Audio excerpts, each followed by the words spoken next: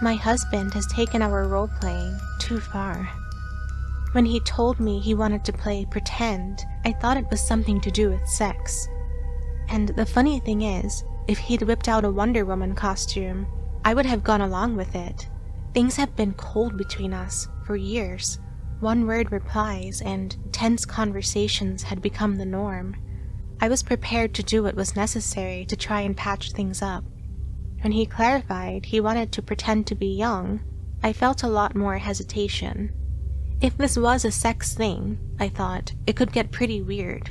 Even as he explained it all, I just kept waiting for it to turn into that direction. I figured that's what it had to be, right? But he said it wasn't like that at all. He just wanted some time, now and again, when he could behave like a child. Nothing too weird, just sort of a therapeutic roleplay. I'll admit, it wasn't what I thought. He wanted me to pack his lunches and kiss his cheek before going to work, he said. He wanted me to give him the kind of things you'd give a kid. So I packed him a yogurt, a ham sandwich, and an apple. There was also a small carton of juice, all tucked neatly into a brown paper bag. His whole face lit up with joy when he saw it. I came up with the brown bag myself, and he told me it was a nice touch. I remember thinking it was the first sincere compliment he'd paid me in years. I felt a rare pang of pride at that. After that, I got the gist pretty quickly. He wanted me to run him baths and sit there beside him while he played with toys. He wanted to ask me for permission before going out to play in the yard. He wanted spaghetti and hot dog for dinner, and jelly and ice cream for dessert. I did it all with a smile. He never really looked at me all that much as a wife, but as a caregiver, it was like every little gesture was the greatest thing to him. I thought it was messed up, sure, but I don't know. Those first few weeks were actually quite nice. One day he came home, and I had the telly set to old cartoons from his childhood, and he just burst out into tears. I'd bought the DVDs as a little surprise, but didn't expect that kind of reaction. I ran over and held him as we stayed like that, huddled on the sofa for hours. I'd never felt that kind of closeness or vulnerability from him, or, well, anyone else I'd ever met. It was confusing, but I liked it. We'd always been each other's closest friends, and now he was spending more time with me than ever before. And he cared about what I had to say, and genuinely paid attention to me. I once baked him a cake, and he sat on the counter, kicking his legs, asking me questions the whole time. I told him about the recipe, about how my grandmother had brought it over with her when she immigrated, about how it had been passed down for generations, and I could see that he wasn't play acting. He really was blown away by the whole story. But the requests just kept coming, as did the amount of time he spent role-playing. It started out as something before and after work, but he soon quit his job, and without notice, it became an all-day activity. Like I said, it was part of the fun, and I didn't put any limits on it. He did what I imagine most kids do all day long. He watched TV, played with toys and video games, ran around making silly noises. He also wanted to do the less fun stuff, so I had to set him chores, bathe him, brush and cut his hair, make him eat vegetables. He even asked me to start organizing him homework. So I bought some old exercise books for low-level maths and English. He was never naughty, but he did like to make a fuss when I told him to do these things.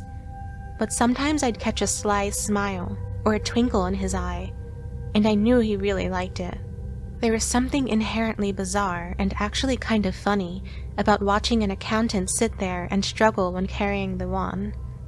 Still, it was a far cry from the very guarded and deep arrogant man I'd married. I guess I'm just trying to put it all in order for you, but I'm not sure I can. There were times it felt wrong, I suppose. All my attraction to him went right out the window, but I didn't care because we didn't have sex that much as husband and wife, and even when we did, it wasn't very good. Maybe if you understood that I'm not a very social person, You could see why I let this all happen. I don't have friends. Never have. Not even when I was in university.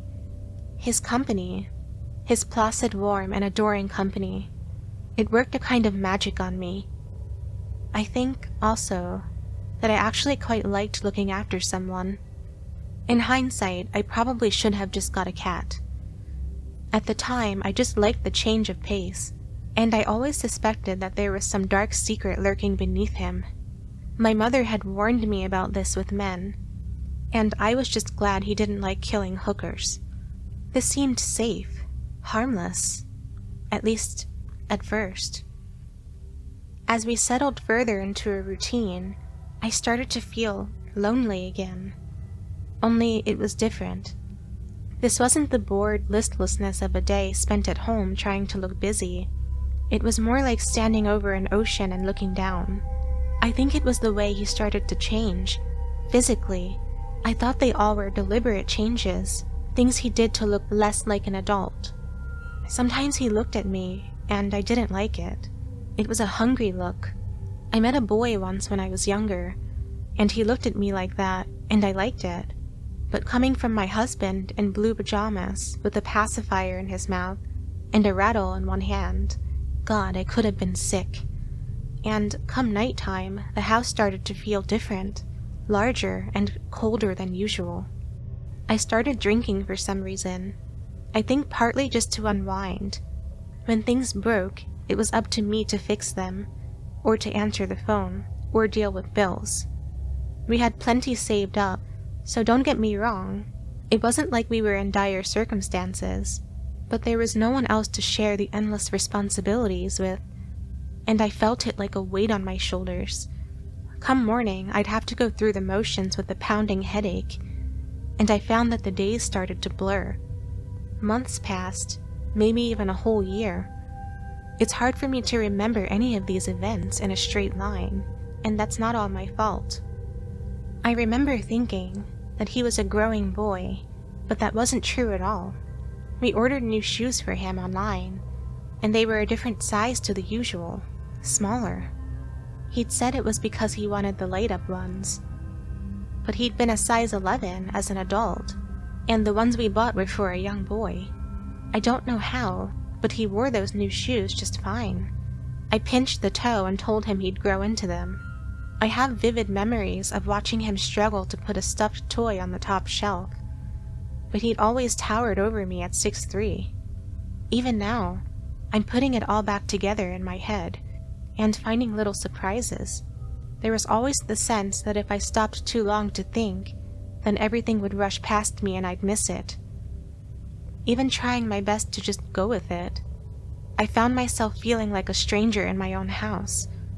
Things moved, rooms were rearranged, and new toys just appeared, all without me knowing how. A whole swing set was installed in the garden without me remembering, but when I checked, my signature was on the invoice. At one point, he began wearing diapers, and I didn't even notice until days passed. It just kind of made sense somehow. In the moment, it had felt so natural, and looking back, I seemed to remember my husband as a child, not a fully grown man.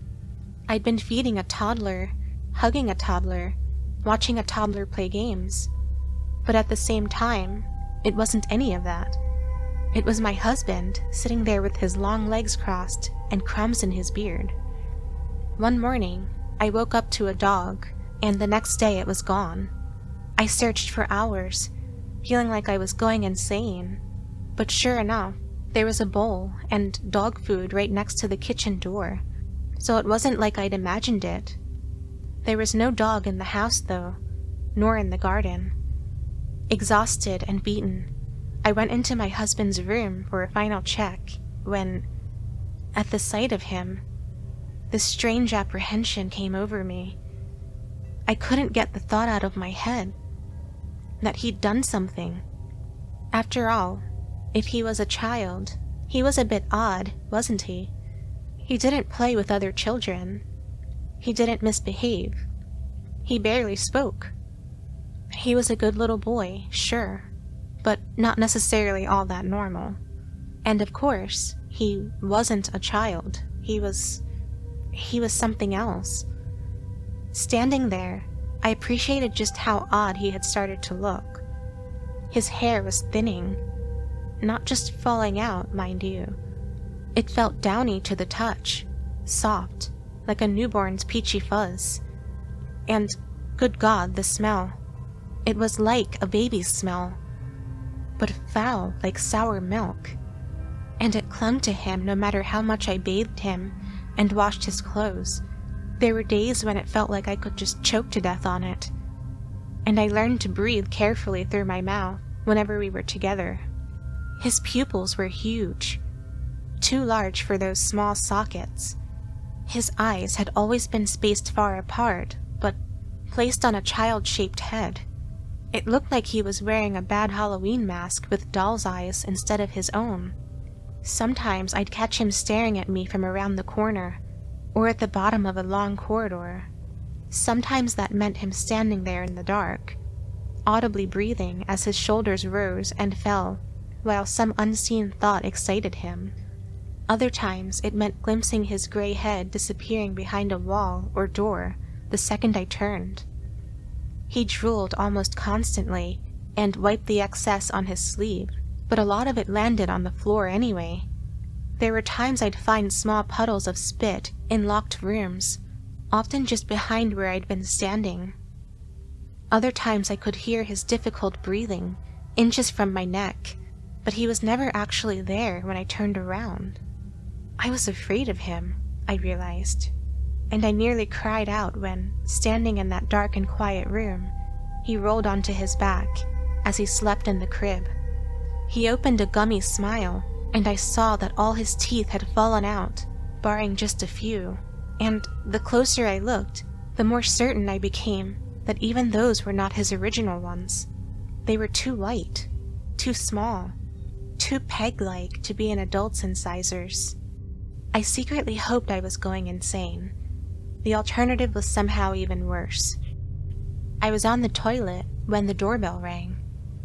It was a shrill screech that grated, and I jumped so badly I dropped my phone. I quickly finished up and waddled over to the window with my pants still down. There was a van just outside the front gates, which were open, but there was no sign of anyone walking around down there. Normally, this kind of problem would just go away, and they'd leave the package on the doorstep. But something felt wrong. I couldn't hear my husband anywhere in the house. No footsteps, no babbling, no clacking toys or rolling wheels. That van looked strange. The driver's side door was still open, the engine still running. I tried to digest what it all meant while running downstairs, stopping only when I saw the front door open. A gust of wind blew through the main house, drawing out all the homely warmth. I had images of our roleplay being found out, and fears of humiliation and embarrassment filled my head. There was something else muddled in with all the thoughts as well. We'd spent so long locked up together, my husband and I, safe and far away from the rest of the world. How would he react to this intrusion? As if in answer, someone cried out from the living room. I ran down the last few stairs and pushed open the door to find a small man shaking where he stood, brown cardboard box clutched to his chest for protection. "What?" he stuttered. I put my arm around his shoulder and started to move him towards the door. I couldn't see my husband, but he was never too far away from me, and I couldn't help but notice one of his favorite toys lying on the floor. "He let me in," the man continued. Looked just like a... Suddenly, he turned to me and gripped both my arms. "What's wrong with him?" he asked. "I've never seen anything like that before." I don't remember what I said, but I kept pushing him towards the front door, out of the living room and into the kitchen. A quick turn of my head and I saw my husband ducking back down beneath the sofa. He was the wrong size to be so quick and sneaky, but he had a way of hiding and moving around the house so that you almost never saw him unless he wanted you to. "Come on," I muttered. but the delivery man's feet were slow and cumbersome. It was like his head was all muddled up. "It was just a child," he cried like it had just dawned on him. "Oh no, I frightened him, didn't I?" He tried turning back, but I stopped him. "No, I didn't mean to scare him. His face." He stopped resisting and his shoulders slumped back down. "What's wrong with him?" he asked. "Why do my eyes hurt?" "He's sick," I answered, finally pulling him the last few feet to the door. I shoved him back past the threshold and stood, panting, to catch my breath. "He's just very unwell," I said, stifling a sob, part lie, part truth. "It's a condition." The delivery man looked as if he still was trying to sort his own head out, but it seemed like he bought it. He went to leave, putting one foot down on the porch steps, before suddenly deciding that he needed to make amends. "Please don't report me," he cried, and I jumped a little. "I didn't mean to come off as rude." My heart started to race. I could smell my husband, the stench nearly overpowering. He was so close, I could practically feel him. But where he was, I couldn't say. I just needed to get this man away before something terrible happened. He was babbling endlessly about offending me. "Please," I said, on the verge of tears. "Please leave." Did he understand, I wonder? Sometimes, when I think back, I see a flickering of understanding in his eyes. It looked like empathy. I can't be sure, because it all kind of just blurs together. The shock in his eyes, as my husband's arm grabbed his ankle, cannot be understated. Neither of us expected him to be down there. I still don't know how he did it, but he was down there, giggling in an unhealthy falsetto rasp. Before anyone could speak, he yanked so hard, the delivery man fell down backwards and his leg disappeared into shadow. With one hand, the crying man clamped down on the thigh, as if to soothe some unseen pain, and with the other hand he tried to push himself back out from between the wooden slats. But my husband was always a big man, and now he had a strange sort of air about him, a quiet, crackling power that followed him from room to room.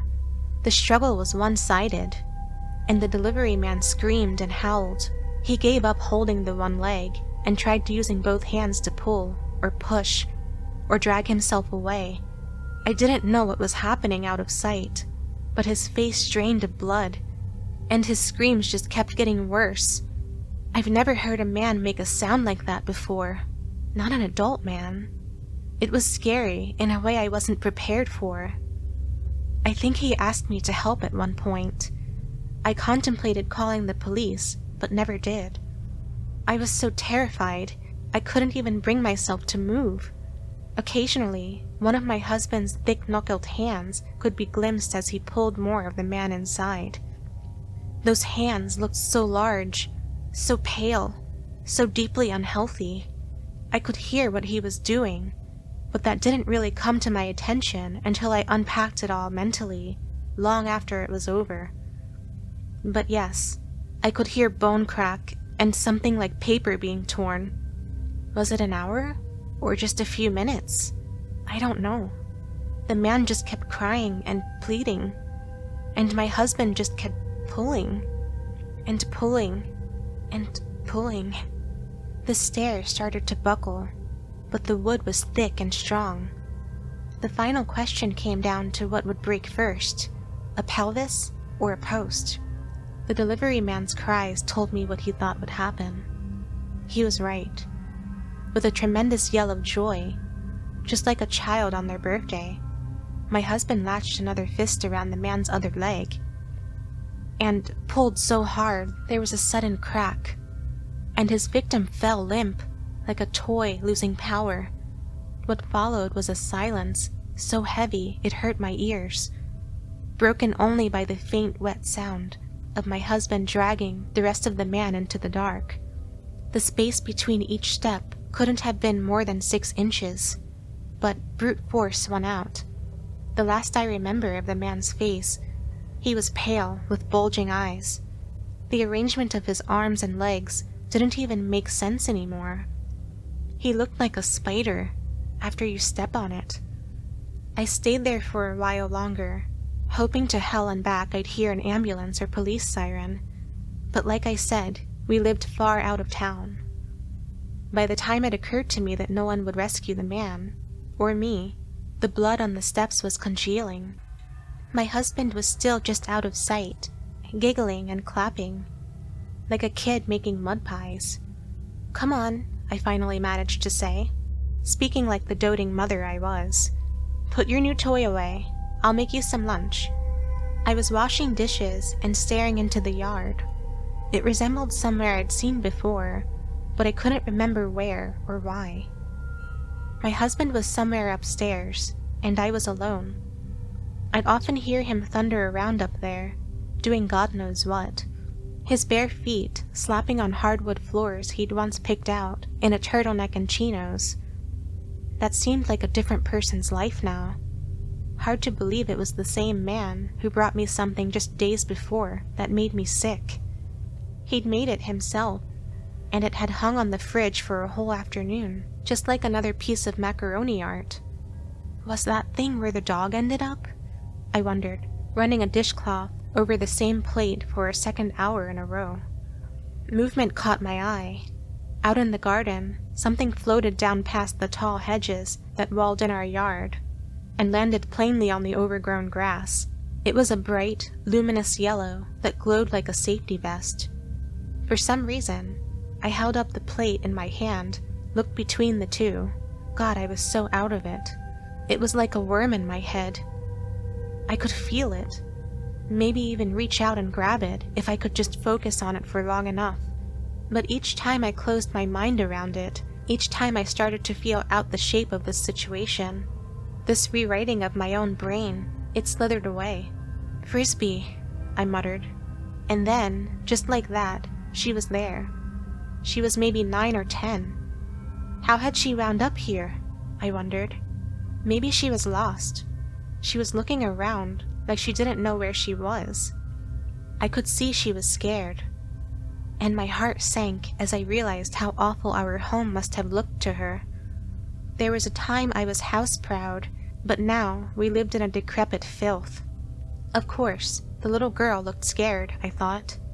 This was the scary house every child feared, with broken windows and overgrown bushes that choked a yard filled with rusted swings and abandoned toys. And this poor girl had lost her frisbee and... "No," I said, first to myself and then once again to the room. "No," but it was too late. I could hear him scuttle around before the house fell into quiet. From outside, the girl started to say something. A greeting, perhaps? There was a knife in my hand that I didn't remember taking, and I was outside before I had time to even think. The little girl looked to me and instantly burst into tears. I was sprinting towards her with a knife in one hand and a murderous look straight out of a horror film. But before that, before she'd seen me, she'd been looking towards the thicket of grass with disgust in her face. "No!" I screamed. Not at her, but at him. I picked her up in my arms, even as she batted me away. I didn't care if this girl thought I was Satan himself, if she ran back home and told her parents about the mean, creepy lady, and they called the police, and this all ended with me safe and warm behind bars. I didn't care. I clutched my arm around her waist and willed it into a band of steel to keep her safe. She squirmed, but could not break free, and I ran towards the gate as fast as I could carry her. "It's okay," I cooed. "He won't get you."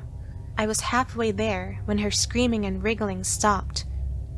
Her head was over my shoulder, and all of a sudden, she gripped me like I was a life raft. The change was instant, and it made me falter. For a brief moment, I heard his feet pulsing towards me. I turned, brandishing the knife like a torch against the darkness, but nothing was there. The girl started screaming again, the sight of my husband sinking, and she held on to me with dear life. Not the baby! She screamed. No, no, no! Not the baby! Not the baby! I repeated. I won't let him.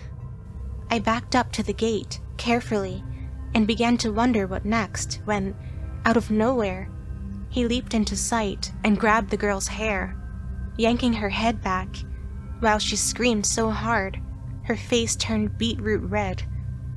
He jumped up and down, hollering and crying like a giddy toddler with a Christmas present.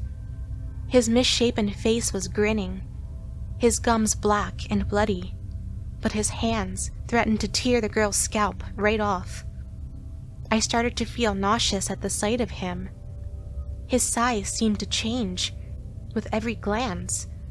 I couldn't make sense of it, and then I felt that worm inside my head wriggle and dislodge more of my thoughts. Sometimes he was waist-high, sometimes a full-grown man, but always those hands were too large for his frame, and the brown flakes of blood still trapped beneath his chipped nails reminded me exactly what he wanted. No! I screamed and lashed out with the knife. The motion that came to me in the moment was a downward thrust, and the knife was left embedded in my husband's right shoulder. He let go immediately and started to howl and sob. He seemed to shrink before my very eyes, and I quickly set the girl down and pushed her through the gate.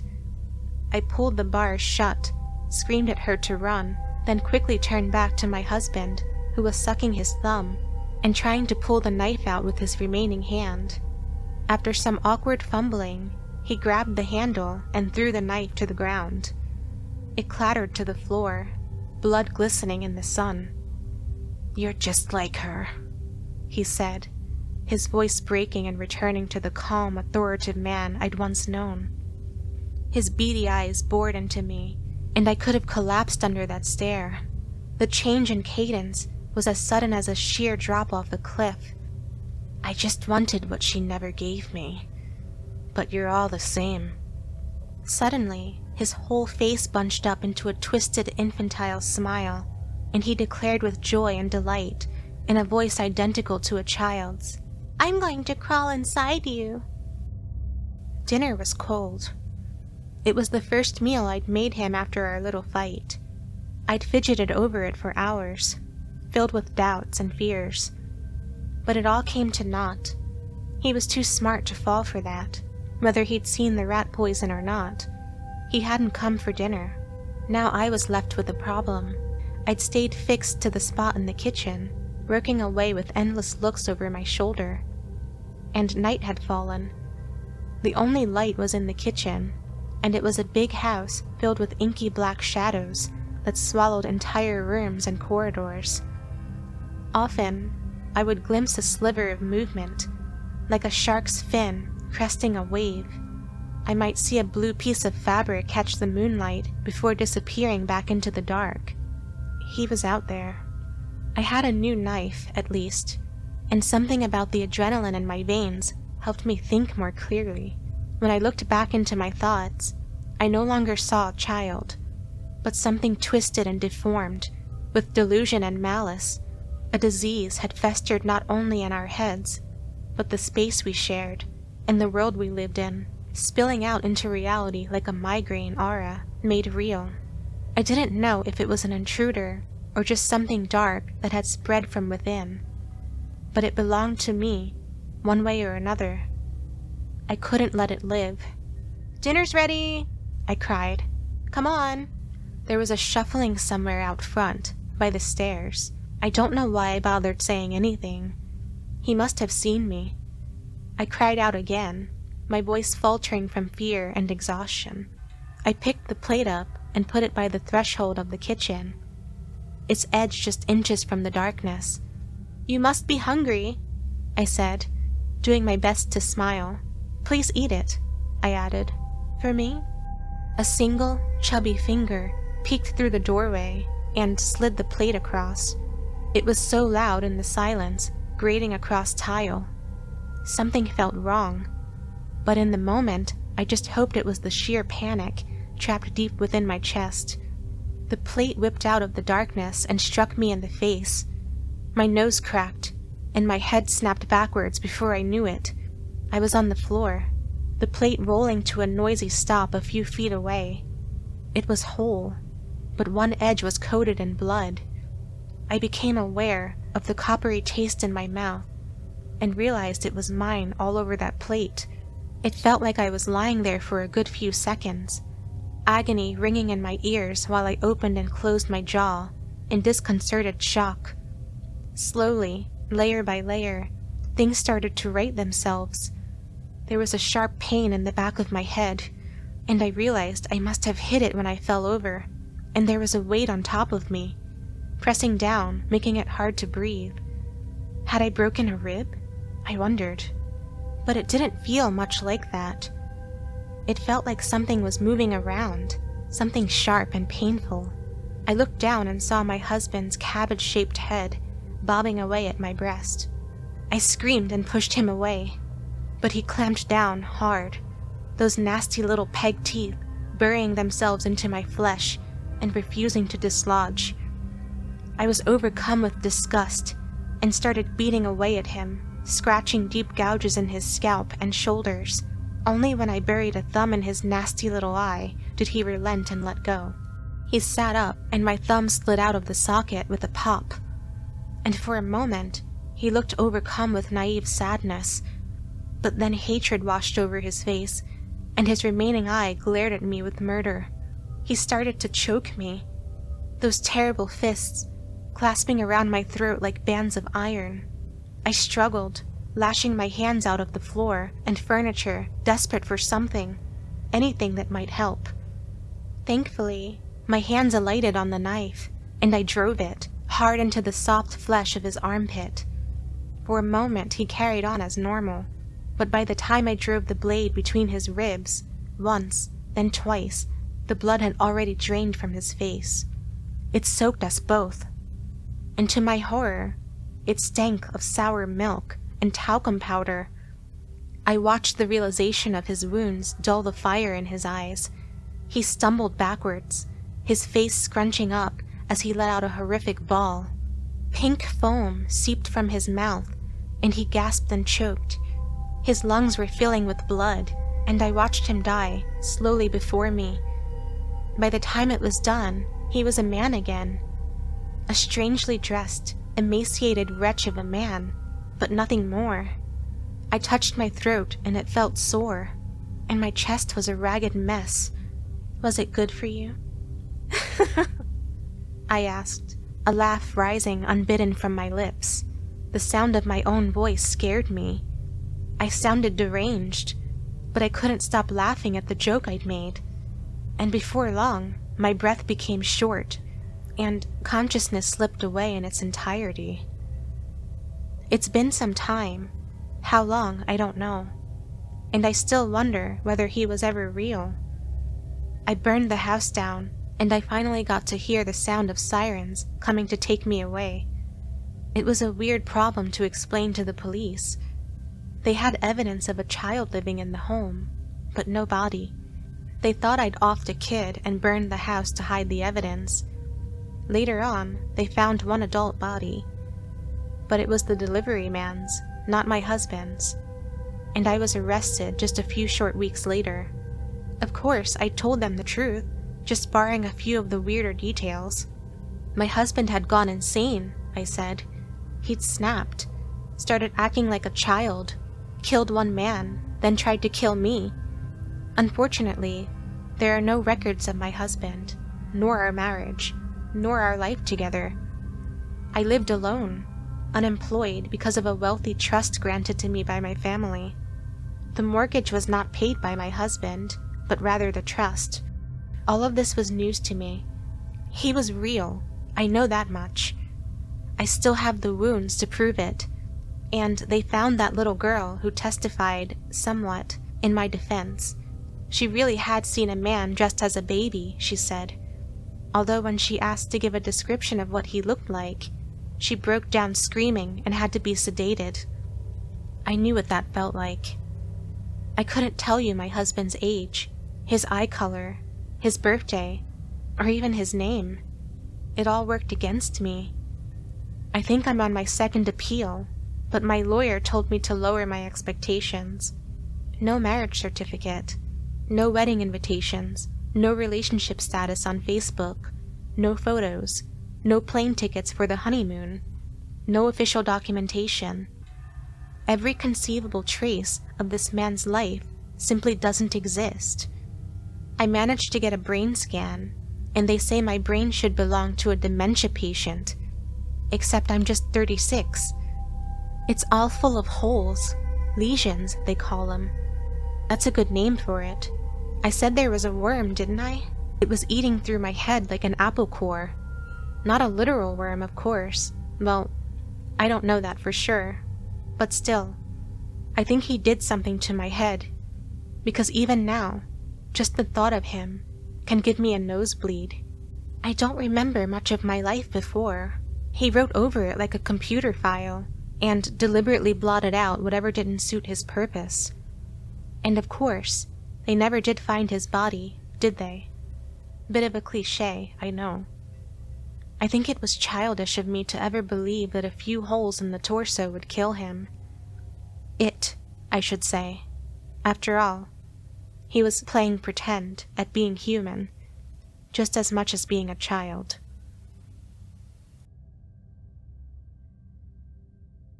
Thank you so much for listening. If you're enjoying the content, it would help out the channel a lot if you could subscribe. I hope to see you next time. Stay spooky.